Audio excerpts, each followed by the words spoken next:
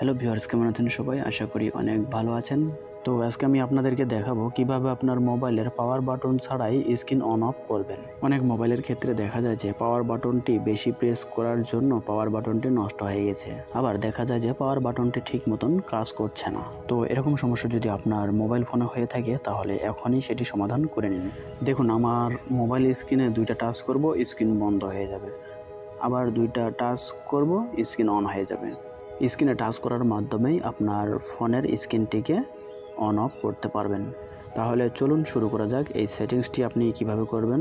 শুরু করার আগে আপনাদের কাছে ছোট্ট একটি রিকোয়েস্ট, চ্যানেলে যদি নতুন হয়ে থাকেন তাহলে অবশ্যই সাবস্ক্রাইব করবেন এবং লাইক কমেন্ট শেয়ার করে পাশেই থাকবেন।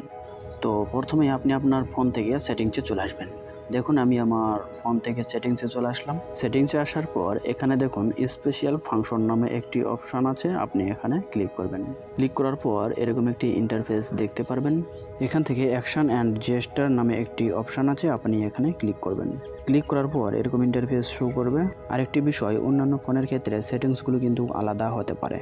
সেক্ষেত্রে আপনি যা করবেন, সেটিংসে গিয়ে উপরে সার্চ বক্স আছে, আপনি ওখানে জেস্টার লিখে সার্চ করে দিবেন, তাহলেই সেটিংসটি পেয়ে যাবেন। এরকম ইন্টারফেসে আসার পর উপরে দেখুন ট্যাপিং উইক নামে একটি অপশান আছে, এটি আপনাদের অফ থাকবে, এটিকে অন করে দিতে হবে। দেখুন, আমি অন করে দিচ্ছি। স্ক্রিনের দিকে লক্ষ্য করুন, একটি ডেমো দেখাচ্ছে যেখানে ডবল টাচ করলেই স্ক্রিন অন হচ্ছে। তো এভাবে আপনার ফোনটিকে ডবল টাচ করার মাধ্যমে অন অফ করতে পারবেন। তো আপনাদেরকে আরেকটি সেটিংস দেখাই। নিচের দিকে দেখুন স্মার্ট স্ক্রিন অন নামে একটি অপশান কিন্তু আছে। এই সেটিংসটি আপনাদের অফ থাকতে পারে, আপনারা অন করে দেবেন।